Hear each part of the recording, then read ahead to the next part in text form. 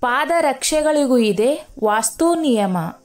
ಯಾವ ಬಣ್ಣದ ಚಪ್ಪಲಿಗಳನ್ನು ಧರಿಸಬೇಕು, ಯಾವುದನ್ನು ಧರಿಸಬಾರದು. ಕಾಲಿಗೆ ಧರಿಸುವುದು ಎಂಬ ಕಾರಣಕ್ಕೆ ಪಾದರಕ್ಷೆಗಳ ಬಗ್ಗೆ ಯಾರೂ ನಿರ್ಲಕ್ಷ್ಯ ತೋರಬಾರದು. ಏಕೆಂದರೆ ಪಾದರಕ್ಷೆಗಳಿಗೂ ವಾಸ್ತು ನಿಯಮವಿದೆ. ನಿರ್ದಿಷ್ಟ ಬಣ್ಣದ ಪಾದರಕ್ಷೆಗಳು ನಿಮ್ಮ ಜೀವನವನ್ನು ಸಂತೋಷವನ್ನಾಗಿಸುತ್ತದೆ. ಹಾಗೆ ಪಾದರಕ್ಷೆಗಳಿಗೆ ಸಂಬಂಧಿಸಿದಂತೆ ಇನ್ನು ಕೆಲವೊಂದು ಪ್ರಮುಖ ವಿಚಾರಗಳು ಇಲ್ಲಿವೆ. ವಾಸ್ತು ಪ್ರಕಾರ ನೀವು ಮನೆ ಕಟ್ಟಿದ್ದರೆ, ವಾಸ್ತು ಪ್ರಕಾರ ನಡೆದುಕೊಂಡರೆ ನಿಮ್ಮ ಜೀವನದಲ್ಲಿ ಯಶಸ್ಸು ಎನ್ನುವುದು ಕಟ್ಟಿಟ್ಟ ಬುತ್ತಿ. ಮನೆ ಕಟ್ಟಲು ಮಾತ್ರವಲ್ಲದೆ ನೀವು ಧರಿಸುವ ಬಟ್ಟೆಗಳು, ಪೂಜಾ ಕೋಣೆ, ನಿಮ್ಮ ಪರ್ಸ್ಗೆ ಸಂಬಂಧಿಸಿದಂತೆ ಕೂಡ ವಾಸ್ತು ನಿಯಮವಿದೆ. ಅಷ್ಟೇ ಅಲ್ಲ, ನೀವು ಧರಿಸುವ ಪಾದರಕ್ಷೆ ವಿಚಾರದಲ್ಲೂ ಕೂಡ ನೀವು ವಾಸ್ತುವನ್ನು ಪಾಲಿಸಿದರೆ ಸಂತೋಷ ಎನ್ನುವುದು ಸದಾಕಾಲ ನಿಮ್ಮ ಪಾಲಿಗೆ ಇರಲಿದೆ. ಅನೇಕ ಜನರು ಫ್ಯಾಷನ್ ಮತ್ತು ಟ್ರೆಂಡಿಂಗ್ ಹೆಸರಿನಲ್ಲಿ ತಮ್ಮ ನೆಚ್ಚಿನ ಬಣ್ಣದ ಉಡುಪುಗಳನ್ನು ಖರೀದಿಸುತ್ತಾರೆ.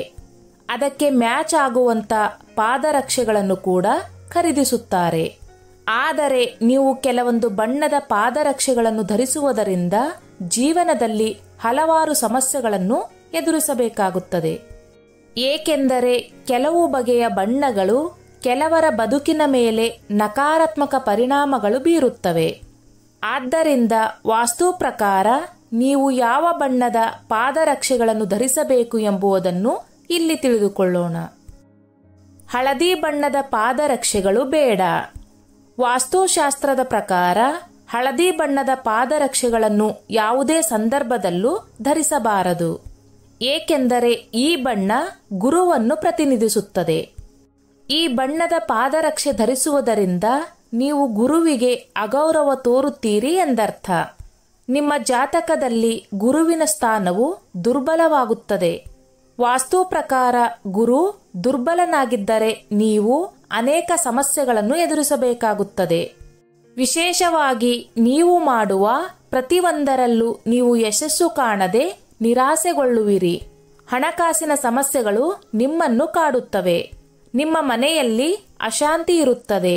ಹಾಗಾಗಿ ಯಾವುದೇ ಸಂದರ್ಭದಲ್ಲೂ ಈ ಬಣ್ಣದ ಶೂ ಅಥವಾ ಚಪ್ಪಲಿಗಳನ್ನು ಧರಿಸಬೇಡಿ. ಕಚೇರಿಗೆ ಕಂದು ಬಣ್ಣದ ಚಪ್ಪಲಿಗಳು ಬೇಡ. ಕೆಲವರು ಕಚೇರಿಗೆ ಒಂದು, ಹೊರಗೆ ಹೋಗಲು ಒಂದು, ಫಂಕ್ಷನ್ಗಳಿಗೆ ಮತ್ತೊಂದು ಬಣ್ಣದ ಪಾದರಕ್ಷೆಗಳನ್ನು ಇಟ್ಟಿರುತ್ತಾರೆ. ಅದರಲ್ಲಿ ಕಚೇರಿಗಾಗಿ ಕೆಲವರು ಕಂದು ಬಣ್ಣದ ಬೂಟುಗಳು, ಚಪ್ಪಲಿಗಳನ್ನು ಮೀಸಲಿಡುತ್ತಾರೆ. ಆದರೆ ಕಂದು ಬಣ್ಣದ ಶೂಗಳ ಬದಲಿಗೆ ಕಡು ಕಂದು ಅಥವಾ ಕಾಫಿ ಬಣ್ಣದ ಶೂ ಅಥವಾ ಚಪ್ಪಲಿಗಳನ್ನು ಧರಿಸಿದರೆ ಸೂಕ್ತ.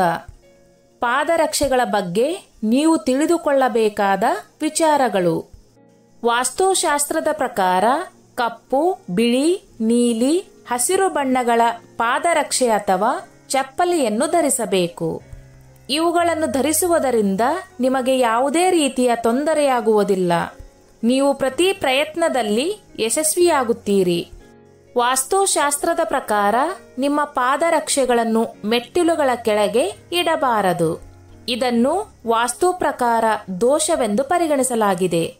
ವಾಸ್ತುಶಾಸ್ತ್ರದ ಪ್ರಕಾರ ಯಾವುದೇ ಸಂದರ್ಭದಲ್ಲೂ ನಿಮ್ಮ ಚಪ್ಪಲಿ ಅಥವಾ ಬೂಟುಗಳನ್ನು ಬ್ರಹ್ಮನ ಸ್ಥಾನದಲ್ಲಿ ಮತ್ತು ಈಶಾನ್ಯ ದಿಕ್ಕಿನಲ್ಲಿ ಇಡಬಾರದು.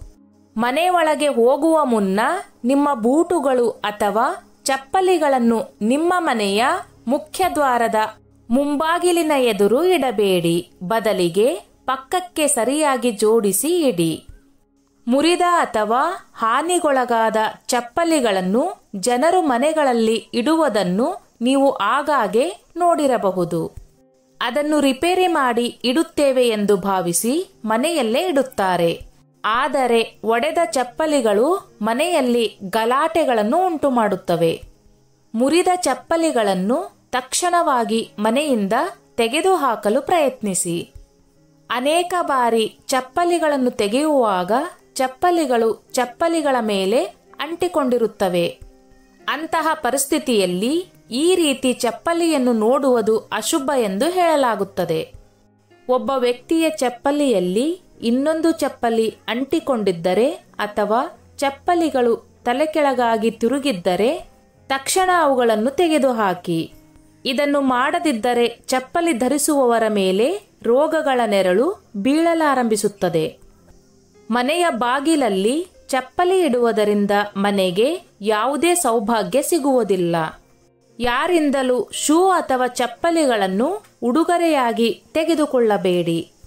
ಅಂತಹ ಪರಿಸ್ಥಿತಿಯಲ್ಲಿ ಅವನ ದುರಾದೃಷ್ಟವು ನಿಮ್ಮ ಅದೃಷ್ಟವನ್ನು ನಾಶಪಡಿಸುತ್ತದೆ.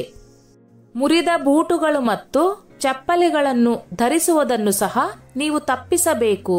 ಇವು ದುರಾದೃಷ್ಟವನ್ನು ಆಹ್ವಾನಿಸುತ್ತವೆ. ಸ್ವಚ್ಛ ಮತ್ತು ಸುಂದರವಾದ ಬೂಟುಗಳು ಮತ್ತು ಚಪ್ಪಲಿಗಳನ್ನು ಧರಿಸುವುದು ಅದೃಷ್ಟವನ್ನು ಸುಧಾರಿಸುತ್ತದೆ ಎಂದು ನಂಬಲಾಗಿದೆ. ಶೂ ಮತ್ತು ಚಪ್ಪಲಿ ಧರಿಸಿ ಆಹಾರವನ್ನು ಸೇವಿಸಬಾರದು. ಹೀಗೆ ಮಾಡುವುದರಿಂದ ದುರಾದೃಷ್ಟ ಹೆಚ್ಚಾಗುತ್ತದೆ. ಅಡುಗೆ ಕೋಣೆಗೆ ಬರಿಗಾಲಿನಲ್ಲಿ ಪ್ರವೇಶಿಸಬೇಕು. ಜ್ಯೋತಿಷ್ಯ ಶಾಸ್ತ್ರದ ಪ್ರಕಾರ ಶೂ ಮತ್ತು ಚಪ್ಪಲಿಯನ್ನು ಕಳೆದುಕೊಳ್ಳುವುದು ಮಂಗಳಕರವೆಂದು ಪರಿಗಣಿಸಲಾಗುತ್ತದೆ. ಇದು ಸಂಭವಿಸಿದಾಗ ಅಶುಭ ಗ್ರಹಗಳು ಶುಭ ಫಲಿತಾಂಶಗಳನ್ನು ನೀಡಲು ಪ್ರಾರಂಭಿಸುತ್ತವೆ. ಮನೆಯ ಹೊರಗೆ ಇಟ್ಟ ಪಾದರಕ್ಷೆಗಳು ನಿಮಗೆ ಅದೃಷ್ಟವನ್ನು ತರುತ್ತವೆ ಎಂದು ವಾಸ್ತುಶಾಸ್ತ್ರದಲ್ಲಿ ಉಲ್ಲೇಖಿಸಲಾಗಿದೆ. ಪಾದರಕ್ಷೆಗಳನ್ನು ಉತ್ತರ ಅಥವಾ ಪೂರ್ವ ದಿಕ್ಕಿನಲ್ಲಿ ಇಡಬೇಡಿ. ಹೀಗೆ ಮಾಡಿದರೆ ಲಕ್ಷ್ಮೀದೇವಿ ಕೋಪಗೊಳ್ಳುತ್ತಾಳೆ. ವಾಸ್ತುಶಾಸ್ತ್ರದ ಪ್ರಕಾರ ಚಪ್ಪಲಿಗಳನ್ನು ಉಲ್ಟಾ ಇಡಬಾರದು. ಹೀಗೆ ಮಾಡುವುದರಿಂದ ಮನೆಯಲ್ಲಿ ನಕಾರಾತ್ಮಕ ಶಕ್ತಿ ಉಂಟಾಗುತ್ತದೆ. ಶೂ ಅಥವಾ ಚಪ್ಪಲಿಗಳನ್ನು ಇಡಲು ಲೋಹದ ಕಪಾಟು, ಸ್ಟ್ಯಾಂಡ್ಗಳ ಬದಲಿಗೆ ಮರದ ಕಪಾಟುಗಳನ್ನು ಬಳಸಿ. ಕಾಲಿಗೆ ಬಳಸುವುದು ತಾನೆ ಎಂಬ ನಿರ್ಲಕ್ಷ್ಯ ಬೇಡ. ನಿಮ್ಮ ಪಾದರಕ್ಷೆಗಳನ್ನು ಆಗಾಗ್ಗೆ ಸ್ವಚ್ಛಗೊಳಿಸುತ್ತಿರಿ. ಸ್ನೇಹಿತರೆ, ಈ ನನ್ನ ಮಾಹಿತಿ ನಿಮಗೆ ಇಷ್ಟವಾಗಿದ್ದಲ್ಲಿ ದಯವಿಟ್ಟು ಶೇರ್ ಮಾಡಿ, ಲೈಕ್ ಮಾಡಿ ಮತ್ತು ಸಬ್ಸ್ಕ್ರೈಬ್ ಮಾಡಿ.